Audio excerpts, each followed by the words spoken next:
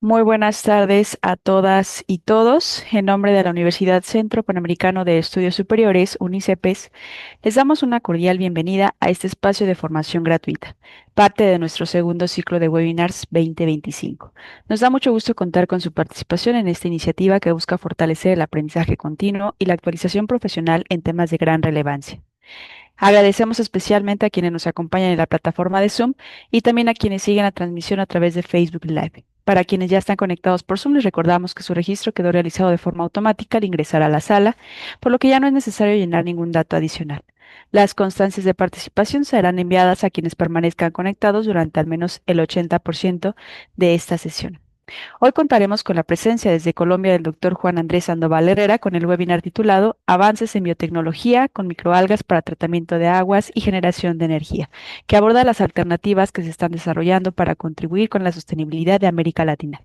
Le damos la más cordial bienvenida al doctor Juan Andrés Sandoval Herrera y le cedemos el espacio para que pueda dirigir unas palabras a quienes ya se encuentran conectados en esta tarde. Adelante, doctor. Hola, muy buenas tardes. Espero que esta tarde sea este espacio que vamos a dedicar a charlar sobre las microalgas sea de gran interés y de productividad para ustedes. De pronto algunos conocerán un poco del tema, otros no, y espero que les guste y que cautive su atención. Muchas gracias, doctor. Asimismo, me doy la oportunidad de poder presentarlo para dar inicio con la ponencia del día de hoy. Doctor Juan Andrés Sandoval Herrera, ingeniero químico, especialista en gestión de residuos sólidos, maestro en formulación y tecnología del producto, doctor en proyectos formado en UNICEPES. También es investigador en tecnologías con microalgas desde el 2017, docente en la Universidad de América y ha escrito 25 artículos y 2 libros. Sin más preámbulo, damos inicio a la conferencia del día de hoy, Avances en biotecnología con microalgas para tratamiento de aguas y generación de energía, con el doctor Juan Andrés Sandoval Herrera. Adelante, doctor. Muchas gracias, Mariana, y un saludo a todos los compañeros de UNICEPES, que gracias por esta oportunidad de compartir con ustedes algo de la experiencia y del conocimiento que he adquirido en estos años en el tema de microalgas. Relativamente, pues es un tema que sigue teniendo importancia y que hay mucho por hacer. Entonces, espero que sea de su agrado. La verdad, pues quiero que en este espacio, pues si me van a hacer preguntas, lo hagan con toda la tranquilidad y la confianza. Pueden interrumpirme y estaré atento para tratar de darle respuesta a esas inquietudes. ¿Qué vamos a ver? Bueno, pues una pequeña introducción, que es un video en realidad muy corto, como para resumir todo lo que va a ser la charla. Luego les mostraré los objetivos de la charla, un poco acerca del desafío del modelo actual económico y la revolución que se presenta a partir o gracias a las microalgas. Y luego nos enfocaremos ya de lleno en el tema. Primero el tratamiento de aguas residuales y luego la producción de energía, para cerrar con unas conclusiones y el espacio para sus preguntas, ya de manera pues formal.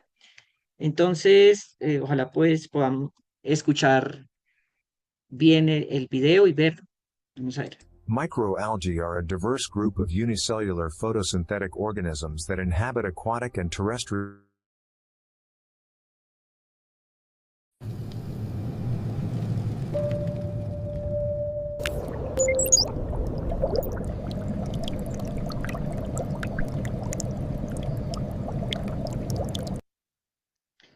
Entonces, en sí lo que nos decía ese video es que básicamente las microalgas son microorganismos unicelulares que habitan en aguas saladas y marinas y también, perdón, aguas dulces y marinas y también en algunos ecosistemas terrestres, principalmente como lo han descubierto en España en unas cuevas, en también ciertos lugares como con suelos de ciertas características y en el Polo Norte también han descubierto algunas microalgas.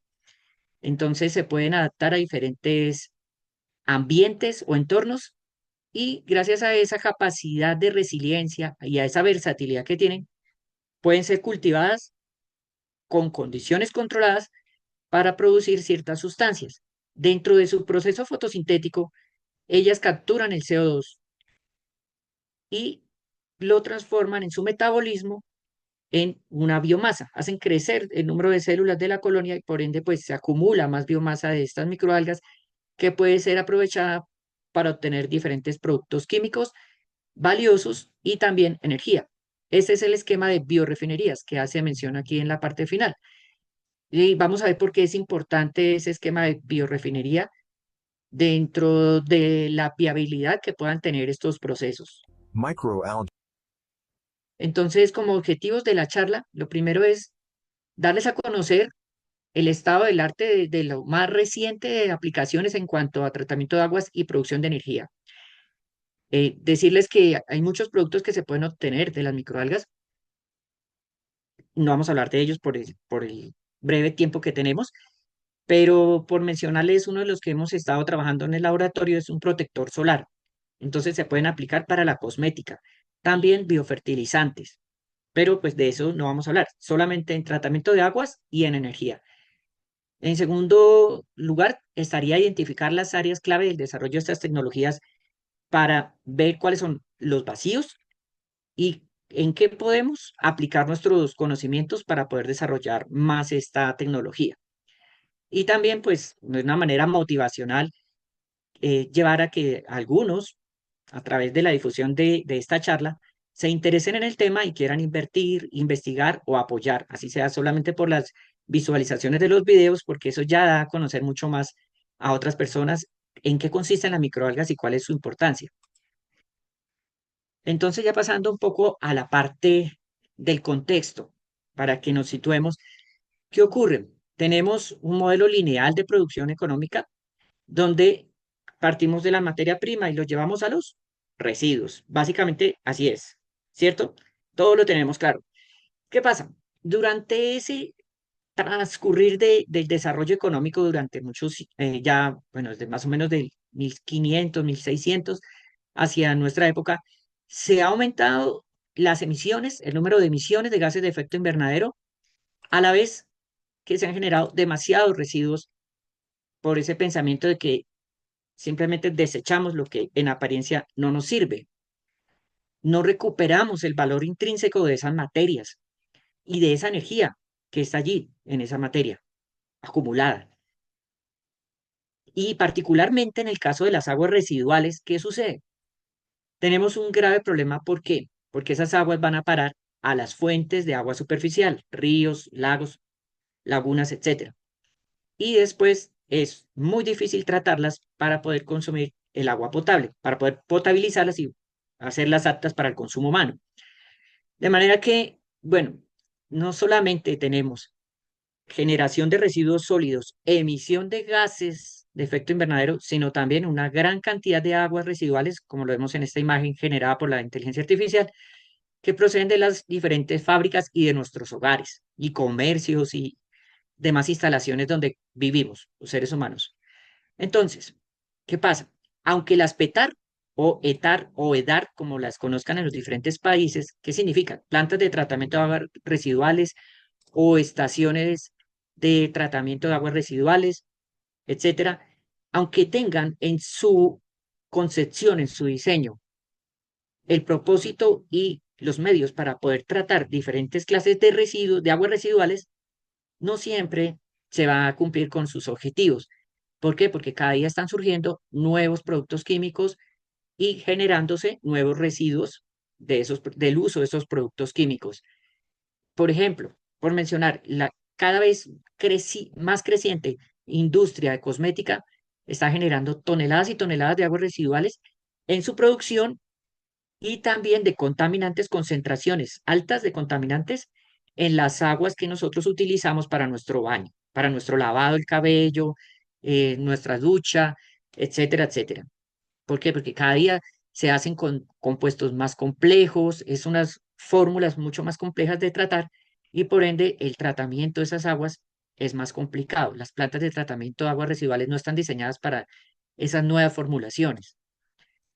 Entonces, ahí es donde empezamos a ver que hay algo que cambiar y es tratar de pasar de residuos a recursos, de tratar residuos a recuperar recursos, recuperando de esa manera ese valor intrínseco que tienen esos pasivos que se desaprovechaban en muchas ocasiones y tratando de convertirlos o intentando convertirlos en oportunidades económicas, oportunidades de generación de empleo, de desarrollo y de bienestar para ciertas comunidades. Y entonces es ahí donde surge el papel importante de las microalgas. Aquí, pues, en esta imagen lo que se trata de dar a entender es que la biomasa de microalgas captura CO2 para su crecimiento y en su interior, en sus células, va desarrollando moléculas que pueden ser de uso valioso. Por ejemplo, recicla nutrientes que pueden utilizarse para cultivo de los suelos, cultivos agrícolas. También puede generar productos biodegradables que se retornen a la cadena productiva. Entonces, ahí es donde pasamos de una economía lineal a una bioeconomía circular. Entonces, vamos a ver en particular en esa primera etapa del tratamiento de aguas residuales, cuál es esa función, esa doble función de tratamiento eficiente y de generación de ingresos en la cual ya se redefine y se sana esos pasivos ambientales y se genera un beneficio para la comunidad. Entonces, en primer lugar, hablemos de eh, los tipos de agua que se pueden tratar con microalgas. Están las aguas residuales urbanas y las aguas residuales industriales. Son de características muy diferentes. Normalmente las aguas residuales urbanas tienen un alto contenido de materia orgánica y patógenos, ¿sí? Producto de desechos, metabolismo humano y también de ciertas sustancias que a veces ingerimos sin necesidad de que sea pues de uso vital, pero vienen al caso por nuestro estilo de vida moderno. Y también ya ahí se pueden juntar también las aguas lluvias, se pueden recolectar además aguas de lavado de parques, de calles y demás, y todo eso va a parar a una misma planta de tratamiento municipal. Estas aguas generalmente tienen una demanda química de oxígeno muy alta, un, materia orgánica, como ya les dije, muy alto, ácidos bajos y bases también bastante bajos, más bien es un tipo de agua neutra, pero con aceites y grasas también bastante alta, porque muchas veces no disponemos bien el aceite usado y va a parar al mismo alcantarillado. Eso no solamente pasa en Colombia, sino en todos los países de Latinoamérica. No hay un sistema de recolección de aceites usados. Son iniciativas muy particulares y aunque ya se está tratando de desarrollar esa industria, todavía falta. Eh, las aguas residuales industriales, por su parte, tienen otras características y son bastante diferentes. En ellas ya vemos, dependiendo del tipo de industria, características ácidas o básicas muy fuertes. Ahora les voy a mencionar de una que es muy básica, es alcalina, bastante alcalina. También pues su temperatura es muy diferente a la de las aguas residuales urbanas y ahí ya no necesariamente va a tener un contenido de patógenos alto, pero sí puede tener metales pesados. Y esos metales pesados son muy difíciles de tratar por métodos convencionales. Generalmente se trabaja por métodos de oxidación avanzada, procesos de oxidación avanzada y otros que involucran costos de operación bastante altos. Entonces, particularmente en las aguas residuales domiciliarias y algo que sucede en Colombia es que todavía no se ha implementado el uso de las microalgas o de tratamientos biológicos en las plantas de tratamiento, en las plantas sí, donde se adecúan estas aguas residuales. ¿Y por qué puede ser?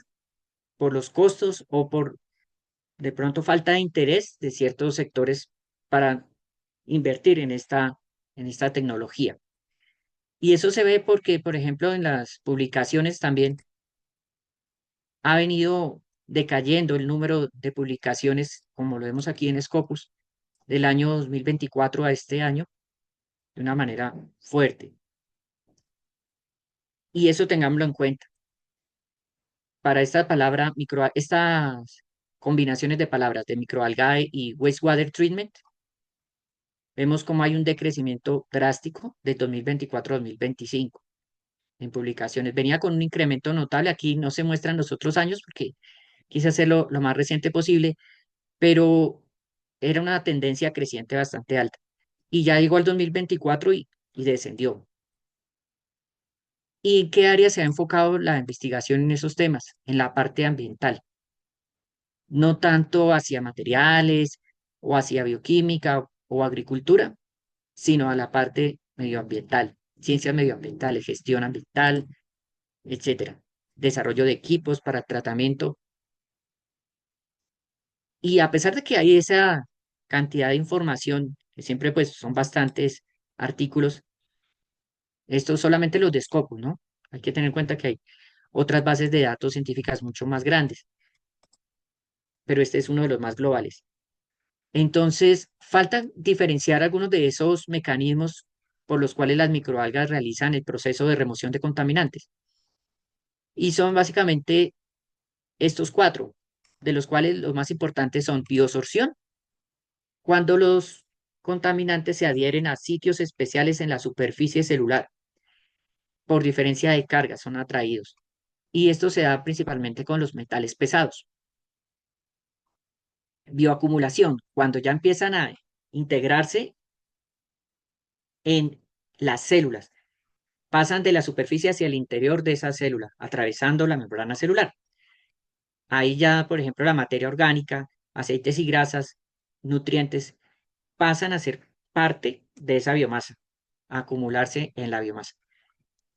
Luego tenemos la biodegradación, cuando ya se ve ese proceso de que una molécula grande empieza a dividirse en varias partes hasta que llega a un grado de mineralización que ya es una molécula bastante simple y no va a hacer daño al medio ambiente. Pero esto tiene su tiempo. Eso es un proceso bastante complejo que va desarrollando la microalga durante el tiempo. Y el otro es la fotodegradación, donde ya no es solamente la microalga, sino la luz solar la que interviene en el proceso y cataliza o acelera esa degradación de contaminantes. Y puede ser también por fotooxidación o por fotólisis, que se divide las moléculas. Entonces, fotooxidación ya es una reacción química donde el oxígeno empieza a actuar gracias a la intervención de la luz solar. Y la fotólisis, pues, es la división gracias a la luz. Se separa la molécula en otras más pequeñas. Algunas microalgas que se han utilizado mucho, por ejemplo, para metales pesados, la clorela soroquiniana puede absorber en su superficie absorber cromo, cobre, plomo y colorantes, que son bastante complejos. Estos colorantes, por ejemplo, el verde de metilo, el bromuro de etileno y otros, tienen unas moléculas bastante complejas con compuestos metálicos, elementos metálicos en su estructura y a veces por los métodos convencionales es difícil de remover del agua. Mientras que las microalgas pueden hacer ese proceso de biosorción y tienen una alta tasa de remoción de esos metales pesados. Se han utilizado para aguas mineras, por ejemplo, aguas residuales de la industria minera. La bioacumulación, por ejemplo, para los nutrientes, como les comentaba, y otros compuestos, como los compuestos emergentes que provienen de esos productos de estilo de vida y demás. Entonces, en ese caso, ya se realiza mediante la clorela vulgaris y se han obtenido tasas bastante altas, por ejemplo, en remoción de nitrógeno y fósforo del 100%. La biodegradación, en el caso de hormonas, antibióticos, fenoles, todos estos compuestos de uso moderno. Ahí sí es más difícil encontrar una especie que pueda adaptarse, tolerar esas concentraciones y hacer la remoción adecuada o eficiente de esas sustancias en el agua. Entonces, por ejemplo, son ya especies mucho más difíciles de conseguir, de aislar en el medio. Y la fotodegradación es un proceso general que aparece cuando se realiza en estanques abiertos la remoción de esos contaminantes o el tratamiento del agua residual. En particular, en lo que tiene que ver con las aguas residuales municipales, vemos que la remoción de nitrógeno, fósforo y la demanda química de oxígeno están en valores bastante altos, por ejemplo, por encima del 85% para el caso del nitrógeno, para el fósforo 92%. Estos son valores promedio de una revisión de literatura que realicé. y de la demanda química de oxígeno está en torno al 80% en aguas residuales domiciliares o urbanas.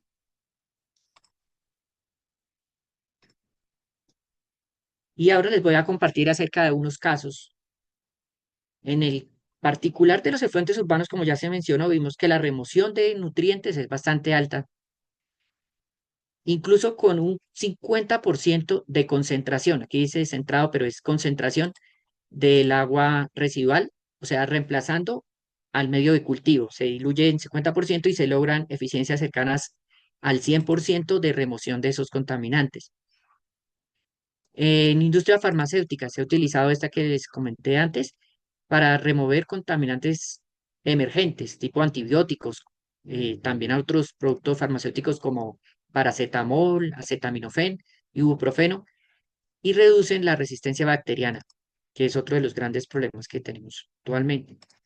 En la industria textil, la clorela vulgaris es eficaz para remover nutrientes de QO, que también vienen en alta concentración en estas aguas residuales, y el color. De hecho, pues yo he trabajado en esto con productos, con aguas residuales sintéticas de alto contenido, por ejemplo, en azul de metileno. Y hemos obtenido buenos resultados, 93% en laboratorio, ¿no? Ya el proceso de llevarlo al, a la escala industrial a veces cuesta bastante.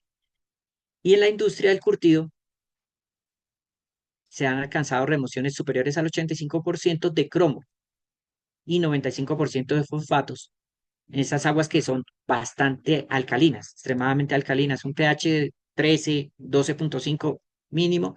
En algunos casos, cuando provienen de una composición alta en estas aguas de la etapa de pelambre, digamos, el curtido o teneduría tiene varias etapas y una de las primeras es el pelambre o remoción del pelo de la piel de los animales. Y ahí se utiliza cal y el pH sube bastante. Entonces, cuando el contenido de esas aguas, o si se van a trabajar exclusivamente esas aguas, pues el pH va a ser muy alto. Y esto implica, pues, graves problemas para que se adapte las microalgas, que ellas casi siempre trabajan a pHs entre 4,5 y 8, pero con un proceso de adaptación puede llegar a hacer remociones altas, a lograr remociones altas. Y en otros casos, cuando ya es demasiado recalcitrante el medio o fuerte, digamos, que es difícil para ellas, se utilizan consorcios para lograr esa fortaleza en la diversidad, como lo dice el título de esta sección. Entonces se pueden utilizar consorcios microalgas bacterias, microalgas hongos o bacterias hongos, bacterias microalga hongo, combinación de estos tres y se busca que se complementen y haya una sinergia entre estos microorganismos. Por ejemplo, las microalgas pueden producir el oxígeno a través de su proceso fotosintético que van a utilizar los hongos para su desarrollo. En otros casos, la bacteria no necesita oxígeno, puede ser una bacteria anaerobia, descompone nutrientes que son muy complicados para la microalga y ya el agua va a una segunda etapa con la microalga. O en otros casos, las bacterias aprovechan la biomasa de microalga residual después de haber hecho una primera etapa de tratamiento de agua y terminan de tratar el agua, pero además pueden aprovechar esa biomasa para su crecimiento y para generar gas, un biogás en condiciones anaerobias. Y entre los microorganismos se va a dar un intercambio de nutrientes, así como de gases, de oxígeno y dióxido de carbono, que genera el crecimiento de ambos, o de los tres. Y esto genera a la vez más estabilidad en el proceso y en el sistema de tratamiento global.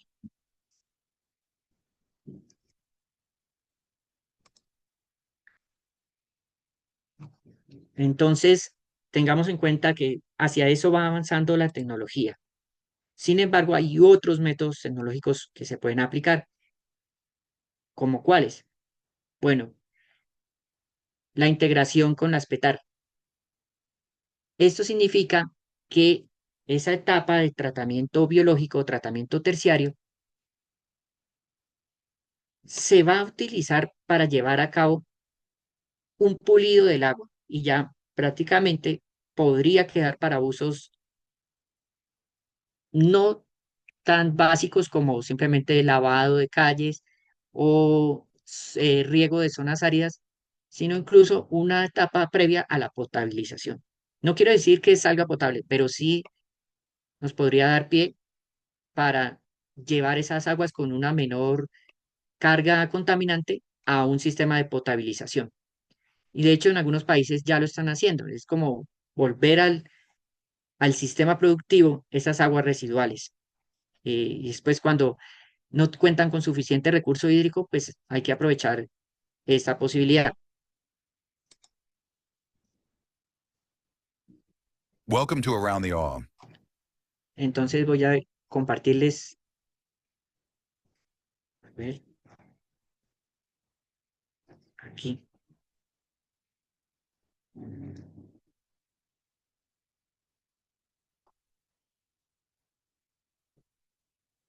Eso, algo que tiene que ver con lo que Luis Ernesto está comentando en el chat. Esos residuos ganaderos se pueden aprovechar para el tratamiento, o sea, para hacer crecer la biomasa de microalgas y a su vez, pues, tratar las aguas residuales. Vamos a ver si les puedo compartir el video. A ver, con sonido. Sí.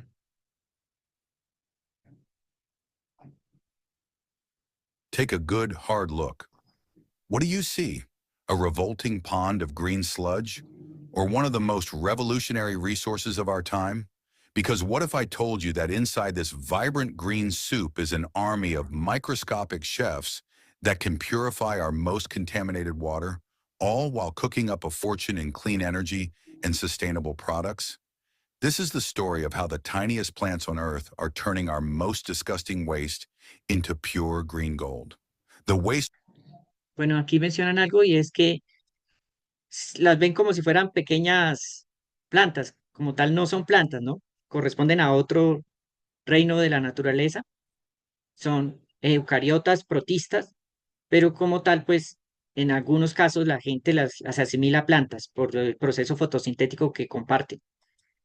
Pero eso lo que nos quiere decir es que las aguas residuales de cualquier tipo, por más sucias que se vean en apariencia, que provengan de donde provengan, pueden ser tratadas. Esa es una gran ventaja que tenemos con las microalgas. A pesar de que su apariencia sea, como dice ahí en el video, más disgustante que cualquier otro residuo, lo podemos convertir en oro verde a través del proceso que realizan las microalgas. Y son como pequeños chefs que van haciendo esa conversión de una materia en descomposición en una materia rica en productos valiosos y en energía. Entonces, ahora sí, volviendo a la presentación.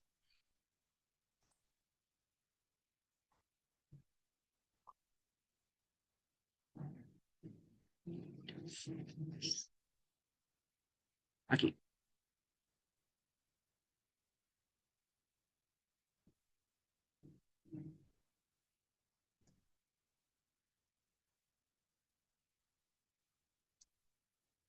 Otro tipo de tecnologías que están en furor es el de los bioreactores con membrana, a través de los cuales no solamente podemos hacer el tratamiento del agua residual, sino depositar de una vez en esa membrana los materiales que queremos recuperar. Eso lo utilizan, por ejemplo, en la industria minera. Entonces, en esas membranas tienen la microalga y fuera de eso van acumulando las sustancias que de pronto tienen algún valor para su recuperación posterior por desorción. Entonces, ahí se aplican métodos, pues, por ejemplo, como eh, vapor contracorriente y demás, y de esa manera se puede recuperar esos ciertos materiales valiosos. Otros sistemas combinan el tratamiento de agua con la producción de bioenergía. Entonces, les conocen como sistemas BES, como biorefinerías para la producción de energía. Y la tendencia también es a inmovilizar las microalgas en biofiltros o biofilms. Estos son como biopelículas depositadas sobre ciertos materiales, algo parecido a lo de las membranas, pero en este caso ya no son membranas, sino por ejemplo unas mallas y ahí se depositan mediante mecanismos como eh, formación de esferitas. Esto es por deposición de ciertas sustancias, alginato de sodio, en un medio que tiene otro componente y hacen el intercambio iónico y queda recubierta la biomasa de microalgas en forma de esferas. Y estas esferas se colocan pues sobre una malla para que hagan el tratamiento del agua. No es que sea lo más efectivo en comparación con el microalga pura, pero permite que no se vaya la microalga en la corriente y se pueda recuperar más fácil la biomasa. Por ese método de inmovilización también se producen ciertos biofertilizantes. Y aquí un caso de éxito en el cual se integró el tratamiento de aguas residuales de la industria del whisky en Escocia, rica en materia orgánica y en nutrientes, con la acuicultura para la producción de peces ricos en aceites esenciales, en omega 3. Y de hecho, en lo que muestran en el video, pero por el tiempo no se los voy a compartir porque no nos va a alcanzar, eh, básicamente no son los peces los que producen ese omega 3, son las microalgas. Ellos lo que hacen es concentrar ese omega 3 que viene en las microalgas a través de su ingesta. Entonces, en ese video muestran esa industria que se llama MyAlgae, como lo dice aquí en pantalla. Sí, los invito para que después lo puedan observar. MyAlgae muestra el desarrollo de por qué surgió, por iniciativa del empresario y por motivación hacia el tratamiento del agua de su región. Y él se le ocurrió como una idea, pues que decía, ¿cómo es posible que a nadie se le haya ocurrido? Es tan obvio que estaba ahí y no lo habían hecho. Pues tuvo la capacidad de inversión y demás y la paciencia para sortear dificultades. Entonces ahora vamos a la segunda parte. ¿Qué tan viable es producir energía a partir de microalgas? Y aquí ya lo vamos a integrar con algo del video inicial de la biorefinería. Normalmente pasa lo mismo que con las aguas residuales. Tenemos un pico de producción científica hacia el año 2024 y este año pues vemos que está cayendo en picada, que por más que falten todavía 4 meses, bueno, 3 meses prácticamente, no vamos a alcanzar a recuperar ese nivel de crecimiento que teníamos. ¿Qué estará pasando? Y los temas siguen siendo hacia la parte medioambiental, pero aquí también ya aparece otro tema que es energía, obviamente. Y algo que no sé si notaron, la ingeniería química está marcando ahí pauta en los temas, tanto de tratamiento de aguas como de generación de energía. También hay otra área importante que hay que reconocer, que es la bioquímica. Juega un papel muy importante en toda esta tecnología de aprovechamiento de las microalgas. De los primeros productos que se ha trabajado ya desde el año 68, 70, hay estudios, o sea, 1970 más o menos, de producción de biodiesel a partir de microalgas. Pero prácticamente, a pesar de las ventajas que tienen las microalgas comparados con los cultivos oleaginosos o con otras materias primas, entre comillas, porque ahí se puede aprovechar, por ejemplo, como les mencioné al comienzo, el aceite usado de cocina, este biodiesel de microalgas no ha tenido el desarrollo que se esperaba. Como lo dice allí, a pesar de que su rendimiento es de 20 a 40 veces más alto por hectárea que los cultivos oleaginosos en cuanto a lípidos, y no compite ni por aguas porque se puede utilizar agua salada, se desaliniza en una planta con energía solar y demás, y no tenemos problema, o con agua residual inclusive, pero ¿cuál será el cuello de botella? Esto aquí, el punto crítico que dice que la cosecha requiere más del 60% del total de los requerimientos energéticos del proceso y que se están emitiendo en ese proceso más gases de efecto invernadero que los que produce el diésel fósil. Claro, ¿por qué? Porque la densidad de las microalgas es bastante baja y están en un medio líquido. Si queremos extraer por los métodos convencionales esos lípidos y luego hacer la transesterificación para producir el biodiesel, requerimos un alto consumo de energía, ¿de acuerdo? Entonces, el cuello de botella o punto crítico del proceso es esa cosecha, es esa separación de la biomasa de su medio líquido, retirarle el agua, en otras palabras. Ahí hay muchos métodos, se habla de secado, secado es bastante costoso, centrifugación también no es viable en grandes volúmenes, floculación es económicamente viable, pero muy lento, etcétera. Entonces, ahí es donde está el cuello de botella de todo el proceso y por eso se han desarrollado nuevas tecnologías y por eso es que les comparto esta, la licuefacción hidrotérmica. El año pasado tuve la oportunidad de compartir en un evento en Italia y hablaron bastante de ese tema, la licuefacción hidrotérmica para tratamiento de biomasa. Ahí lo hablaban para todo tipo de biomasa, vegetal, lignocelulósica, pero también es aplicable para las microalgas. Entonces es como hacer la conversión directa de biomasa a biocrudo por unas condiciones de temperatura y presión no tan altas como un proceso pirolítico, pero sí mucho mayores que las condiciones ambiente y donde no se utiliza solventes, sino es prácticamente con vapor de agua. Se elimina el secado, pero por esa presión y esa temperatura se logra que la biomasa se separe. Sin embargo, pues tampoco es como para, como decimos en Colombia, para echar cohetes o para ponernos de fiesta, porque aunque se logre una conversión del 25%, sigue siendo inferior a la tasa de conversión de otros productos de origen biológico, es decir, de convertir esa biomasa en aceites y luego con esos aceites hacer el biodiesel. Entonces, ahí todavía sigue habiendo inconvenientes para lograr un mejor rendimiento global del proceso, pero se está en la vía de mejorar. Otra vía energética de gran relevancia es la producción de bioetanol. Esto a través de la biofermentación. Y ya está demostrado que se puede producir 20,8 mililitros de etanol por kilogramo de biomasa seca. Sin embargo, hay plantas que producen más mililitros de etanol por kilogramo de biomasa de esa planta. Entonces ahí también pues tendría que ir integrado con otros procesos o mejorar la extracción, mejorar por ejemplo el solvente utilizado o los ciclos de temperatura y tiempos para el desarrollo de esa extracción. Por otro lado está la producción de biogás por digestión anaerobia, donde les decía que se puede hacer en consorcio con unas bacterias que degraden la materia orgánica generada en esa biomasa. También por medio de tratamientos térmicos adicionales para aumentar ese rendimiento.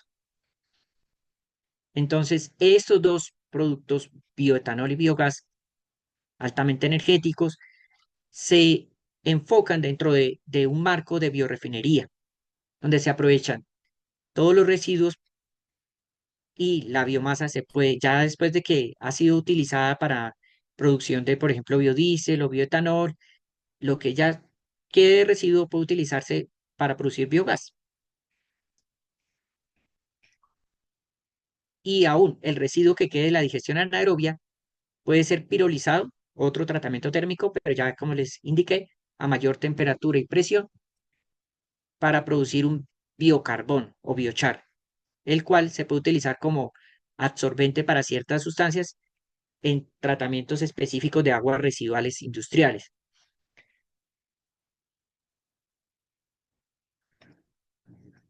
Y está también el biohidrógeno, otro de los gases energéticos de alto valor y de gran uso ahora en esta renovación, en esta revolución de la matriz energética. Como sabemos, su combustión es ultra limpia y se puede obtener por medio de fermentación oscura o por biofotólisis. Sin embargo, el método más práctico es el de fermentación oscura porque no va a requerir el uso intensivo de luz y de equipos de control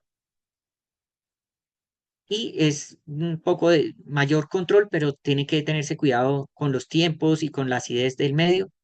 Tiene que estarse controlando mucho para que se logre el hidrógeno y no se vaya hacia otras rutas metabólicas que dañen la composición de ese gas obtenido. De todas maneras, todo esto lleva siempre una etapa de purificación que es costosa, ¿no? Para que quede el hidrógeno lo más limpio posible. Y también hay unas barreras críticas para el proceso, como la sensibilidad de las enzimas, las hidrogenasas de las microalgas al oxígeno. El oxígeno va a limitar, entonces hay que estarle removiendo, haciendo como un intercambio gaseoso para remover la cantidad de oxígeno que inhiba esas enzimas. Los costos ahora son mucho más caros por ahora que los métodos tradicionales de producción de hidrógeno, y para eso se ha pensado en la integración de la ingeniería genética. No simplemente optimizar los parámetros industriales, sino mejorar las especies. Y de hecho hay algunas empresas que han estado trabajando en eso, la ingeniería genética, la ciencia ómica, para desarrollo de especies que sean más productoras de hidrógeno, tengan una capacidad enzimática mayor. Entonces tenemos biodiesel, que es el tradicional, pero todavía sigue habiendo un cuello de botella. Hay unas opciones como la HTL, la hidrolicuefacción térmica. También está el bioetanol por fermentación. Está el biogás por la digestión anaerobia y el biohidrógeno por estos dos métodos que son biofotólisis o fermentación oscura, pero de hecho el más usado es fermentación oscura, es el más viable en cuanto a costos.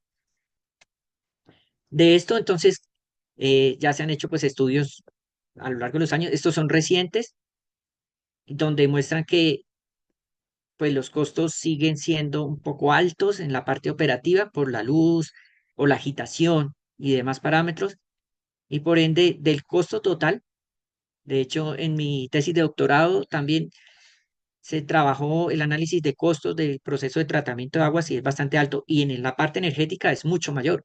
Para producir energía se necesita bastante energía en el caso de las microalgas, y gran parte de esos costos energéticos del proceso vienen de la cosecha. Aquí tenemos la relación de los costos, por ejemplo, 0,22 euros por metro cúbico de un proceso convencional para producir energía, ¿sí? A partir de biodiesel, de biogás, etcétera, más o menos valor promedio. Y con las microalgas, 0,109 euros, o lo que es lo mismo, 10,9 centavos de euro por metro cúbico. Bueno, aparentemente hay que estudiarlo mejor porque pareciera menor, pero no es tan así. Hay que tomar en cuenta los costos de capital relacionados con la instalación y los equipos. Lo otro es las variables negativas en cuanto al rendimiento, por ejemplo, del biodiesel obtenido a partir de la microalga comparado con el biodiesel o con el diésel fósil. El diésel fósil, eh, pues genera más emisiones de efecto invernadero en comparación con el proceso convencional. Entonces, ¿qué hacer? Primero, pues resolver esos obstáculos técnicos, ¿no? Llevar a que se desarrolle mucho más el proceso y se logre reducir esos costos de capital y de operación. Por ejemplo, uno de los costos de capital es el de grandes extensiones para desarrollar el proceso, porque ya toca hacerlo por raceways, que son reactores abiertos, estanques, como de unos, más o menos así como para que tengan una idea, 100 a 100, un estadio, un estadio más o menos de extensión, de longitud. Y otro problema que tiene la composición de las aguas residuales que se quieran utilizar. Y en la parte regulatoria, falta estandarización de las normas en los diferentes países. También faltan medidas de control de calidad de esos productos y que tengan un límite de metales pesados y contaminantes. En cuanto al mercado, pues lograr vencer esa incertidumbre regulatoria, que también tiene que ver mucho con la competencia, el riesgo de inversión elevado que conlleva el desarrollo de estas industrias nuevas, y para poder convencer a los inversionistas hace falta demostración a gran escala. Hay, pero faltan. Ejemplos así de marcos regulatorios. En México, por ejemplo, hay una norma que establece límites de contaminantes para aplicaciones industriales. Eh, en España y en la Unión Europea ya se están comercializando ciertos productos derivados de microalgas como nuevos alimentos, Entonces ya hay unos marcos regulatorios, pero falta más definición. Puntos clave para superar esas barreras que hay un apoyo gubernamental para que los inversionistas se atrevan a tomar la decisión. Créditos por captura de carbono, colaboraciones entre empresas privadas y sector público, y proyectos como este de Fuel Guy en Europa, que ya es una red entre varios países de Europa y están desarrollando biocombustibles a partir de microalgas. Y están trabajando mucho en esto, la ingeniería genética, para lograr mejorar la resistencia de las microalgas a las condiciones y la producción de esos compuestos energéticos. Y ahí pues ya tiene que ver mucho con la inteligencia artificial, la optimización de los cultivos, los parámetros operativos, también como la selección de las cepas, ahí aparece la ciencia de datos y la gestión de la complejidad biológica a esa escala industrial. No es solamente el diseño de reactores adecuados, sino todo el conjunto de variables para poder llegar al producto final, al éxito comercial, que va a depender de esa fusión transdisciplinaria, donde tenemos entonces genética, procesos, biología, inteligencia artificial y con economía, faltó mencionar. Y para concluir, ya hemos visto que básicamente las microalgas sí son una solución para el tratamiento de aguas residuales. Claro, tienen una alta eficiencia de remoción de contaminantes, tanto de aguas industriales como urbanas o domiciliarias, pero tienen desafíos para que se lleve a cabo a nivel macro, ¿sí? Que ya en las plantas de tratamiento se vea la necesidad de instalar esa etapa terciaria y que vean su rendimiento y su eficiencia como garantía para poder implementarlo. En cuanto a eso, ese rendimiento y esa garantía para invertir en cuanto a la producción de energía tiene que ver mucho con esa etapa de cosechado y de que el agua que se trate sea agua residual. ¿Para qué? Para disminuir costos. Entonces, tienen que integrarse el tratamiento de aguas con la producción de energía. No es solamente, entonces, utilicemos agua para producir energía, porque pues hay otras formas más viables. Y además, integrado con la producción de otros metabolitos, otros compuestos de alto valor, como biofertilizantes, bioplásticos, industrias, compuestos para la industria cosmética, que compensen los altos costos de producción global de la energía en este proceso de microalgas. Y finalmente, vemos que el futuro y el éxito de estas tecnologías radica en la integración de las diferentes ciencias, las disciplinas, con la inteligencia artificial. Aquí les dejo para los que quieran ver las referencias en las que me basé para esta presentación. Y también ahí en la parte final encuentran mi CVLAC, un enlace para mi CVLAC. Quieren tomarle fotos, pueden acceder, ahí está compartido el enlace. Y ahora sí, un espacio para sus preguntas que estaré dispuesto a responder en la medida de mis capacidades. Muchas gracias por su atención. Agradecemos profundamente la valiosa presentación del doctor Juan Andrés Sandoval Herrera y ahora abriremos un espacio para preguntas y respuestas. Pueden escribir sus preguntas a través del chat de Zoom y también atenderemos algunas de las que nos estén llegando a través de Facebook Live. Yo cedo el micrófono a mi compañero el maestro Adrián para que pueda coordinar esta sesión de inquietudes. Adelante.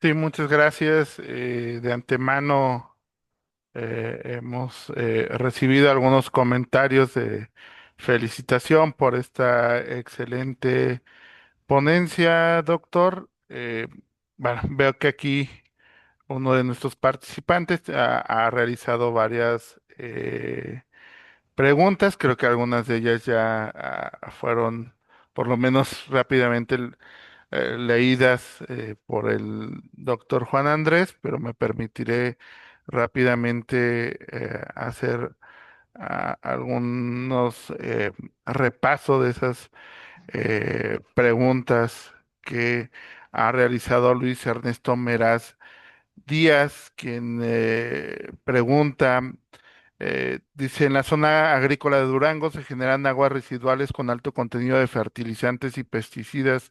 ¿Qué tan viable es implementar sistemas de microalgas para remover estos compuestos y al mismo tiempo aprovechar la biomasa generada como biofertilizante? Y había otra pregunta también relacionada con la factibilidad del uso de la biomasa de microalgas como fuente complementaria de biocombustibles para maquinaria agrícola o transporte rural. Son esas dos preguntas con las que comenzamos. Muchas gracias, Luis Ernesto, y es un placer para mí poder contestar esa pregunta. Realmente, para fuente complementaria de biocombustibles para maquinaria agrícola o transporte rural, directamente no es viable. Tendríamos que hacer la producción de bioetanol y adaptar los sistemas motores o motrices, como automotores, mejor dicho, a ese combustible. Con biodiesel, pues podría ser, pero es mucho más costoso y como les mencioné, parte de una infraestructura más grande. Entonces, en la forma que yo lo veo, con los estudios, es a través del bioetanol, combinado con el combustible tradicional, no solamente bioetanol, pero sí podría ser esa la vía, digamos, más expedita para hacer esa producción. La otra pregunta, ¿cuál era la segunda pregunta? Ok, sobre la factibilidad del uso de la biomasa de microalgas como fuente complementaria de biocombustible para maquinaria agrícola o transporte rural. No, esa ya, esa sí ya, ¿cuál era la otra? Los municipios ganaderos.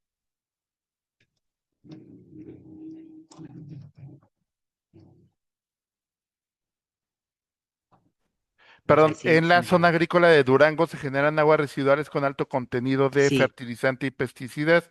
¿Qué tan viable ajá. es implementar sistemas de microalgas para remover esos compuestos y al mismo tiempo aprovechar la biomasa generada como biofertilizante? Bueno, ya se han hecho estudios para remoción de esos fertilizantes tradicionales y de los pesticidas y efectivamente, aunque son bastante complejos por su estructura y demás, pues en general son organofosforados, organoclorados y tienen bastante, una masa molecular bastante alta. Las microalgas se pueden adaptar, pero no irían solas, tendría que ir en un consorcio con otro microorganismo. De hecho, estaba pensando que hay unas bacterias que ayudan a tratar y a remover estos contaminantes. Y ya la biomasa que se puede aplicar, el problema es que muchos de esos metales que hay en la composición de estos fertilizantes, que de hecho lo tienen, van a quedar en la superficie. Entonces habría que hacer un tratamiento a la biomasa microalgal para remover esos metales.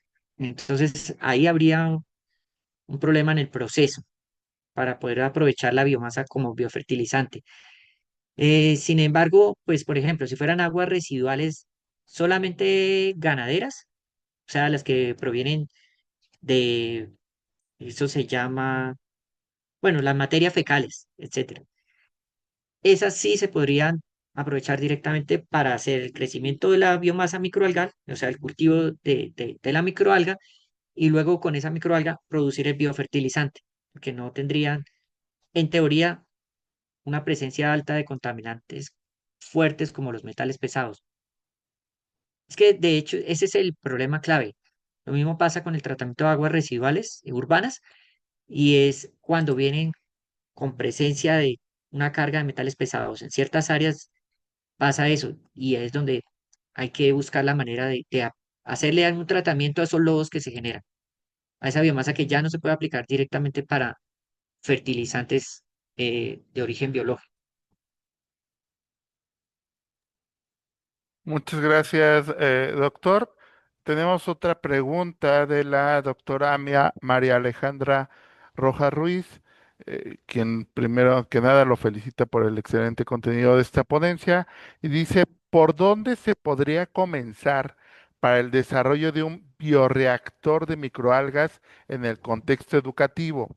¿Y cuál sería la especie de microalga ideal para esto, considerando que se usaría para la remoción de aguas contaminadas en un río aledaño a una institución educativa? Excelente. Muchas gracias por esa pregunta. Es bastante importante y que tratemos de llevar a que los estudiantes de nuestros colegios e instituciones educativas empiecen el desarrollo de estos cultivos. Realmente no es costoso y es un proyecto que se puede aplicar en las ferias de ciencia. Entonces, les recomiendo la clorela vulgaris. Ahí en las referencias van a encontrar harta información de ella. Ahí les compartí el enlace y aquí te voy a escribir el nombre, si me permiten, de la especie que es más resistente, también más económica y de fácil cultivo. Sus condiciones, digamos, en sí pueden soportar de unos 15 grados Celsius hasta 30 grados Celsius, pues variando el crecimiento, pero como tal pueden soportarlo. No tienes que estar ahí controlando demasiados parámetros y demás. Por ejemplo, que el pH y eso, pues se puede mantener entre un 4,5 hasta un 8 de pH y por lo tanto, pues se puede adaptar fácilmente. Y tiene alta capacidad de remoción de contaminantes en aguas de ese tipo, de aguas de los ríos y demás fuentes de agua superficial, pueden tratarlas. Muchas gracias. A través de nuestras redes sociales está llegando otra pregunta del doctor Edgardo Casasola. Nos dice, ¿qué sostenibilidad y viabilidad son este tipo de proyectos de inversión en producir energías limpias, sabiendo que puede haber otras alternativas de proyectos que pueden ser más viables y sostenibles? Excelente pregunta. Y esa es la inquietud que todos tenemos. Y pues uno en el tema muchas veces se cuestiona, ¿sí? ¿Estoy por el camino correcto? ¿Debo seguir en esta investigación? Pues desde el punto de vista económico todavía hay dificultades, ¿sí? Y eso hay que reconocerlo. No voy a ser un defensor a ultranza del proceso, porque hay que ser honestos y la realidad es que hay cuellos de botella, como se los indiqué en la presentación, que todavía, aunque se han hecho mejoras y se han intentado nuevas estrategias, todavía siguen siendo problemáticos. Entonces, ahí hay que pensarlo más a largo plazo, digamos, en cuanto a la captura de CO2, a la sostenibilidad del proceso desde el punto de vista ambiental, esa dimensión ambiental que remoción de contaminantes y fuera de eso, la valorización a través de un enfoque de biorefinería y esa biorefinería enfocada directamente hacia la producción de metabolitos de alto valor, los que interesen a la industria cosmética, a la industria que en este momento tiene más auge, sí, más desarrollo en todo el mundo. Entonces, por ejemplo, protectores solares a partir de biomasa de microalgas. Se ha demostrado que, por ejemplo, la clorela vulgaris tiene ciertos efectos antienvejecimiento, de atenuación de manchas, de reducción del nivel de las arrugas, a la profundidad de las arrugas y demás. Entonces, hacia allá podría ser, pero entonces ahí tendríamos que ver cómo podemos reducir la carga contaminante de las aguas o diluirla o tratar en una serie de etapas la biomasa para que nos quede lo más limpia posible.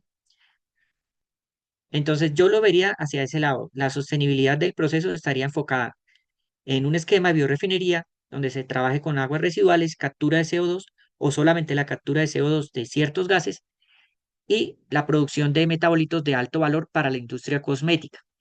Así sería el futuro de esta industria. Muchas Y también gracias. pues hay una pregunta que me pareció interesante sobre el tema del sargazo. Ujú. Pues es una macroalga, pero si ya han obtenido con biocombustibles a partir de ella y parece ser que el contenido es bastante alto. Entonces, sí, ahí puede haber en México y en Caribe buen potencial hacia la producción de biocombustible a partir del sargazo. Muchas gracias. Justamente era la pregunta que íbamos a dar lectura. Ana, hay otra aquí en el chat, dice, si tuviera que recomendar un primer paso a algún municipio o empresa interesada en estas tecnologías, ¿por dónde deberían empezar para hacerlo viable y sostenible? Bueno, primero por concientizar a o que pues todos sean responsables de la toma de decisiones y que vean la importancia de aplicar las nuevas tecnologías y del desarrollo de estos cultivos, no solamente como para el tratamiento de aguas residuales o la captura de gases de efecto invernadero, sino para la producción de ciertas sustancias que son de alto valor. Y se podría hacer con un enfoque local, muy particular, muy de las comunidades a bajo costo. Y ya buscándole primero la participación en unos mercados protegidos que tengan, por ejemplo, bonos de captura de carbono como incentivos fiscales para que puedan reducir la carga de costos que tiene el proceso. Entonces sería como eso, primero llamar a la atención a las comunidades y al sector político de que vean la importancia que tienen las microalgas en el desarrollo ambiental sostenible de nuestras naciones. Muchas gracias, doctor. Me indican que al parecer ya no hay preguntas en otras plataformas. Entonces, bueno, pues yo regreso los micrófonos a mi compañera Mariana García para dar continuidad.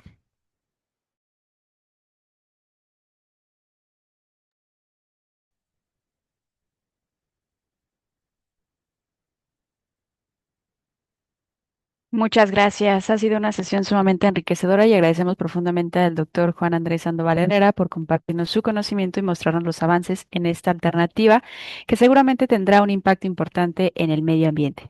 Doctor Juan, le cedemos nuevamente la palabra para que nos comparta una reflexión final sobre el tema que impartió el día de hoy. Muchas gracias, Mariana, y muchas gracias a todos por estar aquí y por haberme dedicado este espacio de su tiempo y las preguntas que han sido bastante interesantes para reflexionar sobre el tema. Quisiera solamente cerrar con algo y es que las microalgas llevan muchos más años en este planeta que nosotros y han sobrevivido todo, hasta la falta de oxígeno. Empezaron con un 2% de oxígeno en la atmósfera y ahorita estamos en el 21% más o menos y con tendencia a disminuir, pero son resilientes, son versátiles, se adaptan a todas las condiciones. Tenemos mucho que aprender de ellas, no solamente veámoslo desde el punto de vista económico, sino también como desde el punto de vista social e incluso personal, diría yo. Muchas gracias.